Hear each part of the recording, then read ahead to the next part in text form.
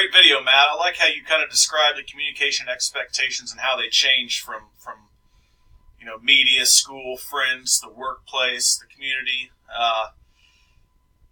One thing that I've always noticed for me is I will talk to my daughter way differently than I'm talking to obviously my colleagues at work or my best friend.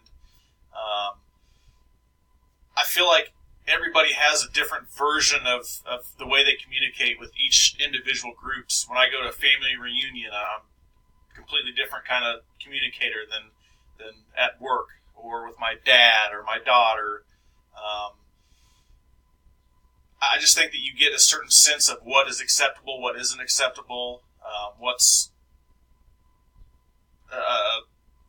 makes people comfortable or uncomfortable in any sort of different environment. And learning those expectations too takes time. I think that some people don't know how to feel the situation. And I've been in environments where I've been at a dinner table with colleagues and one guy is just completely rude to the waitress and starts cussing in front of people, and there's kids in the restaurant, and just had no expectation of how to communicate in a family restaurant environment. So I think that just understanding where you're at and who you're with are probably the two main factors when determining on how to communicate. But I like your video. I like how you talk about the Ozarks, or for me, the recent thing that can come to mind is maybe my best friend's bachelor party.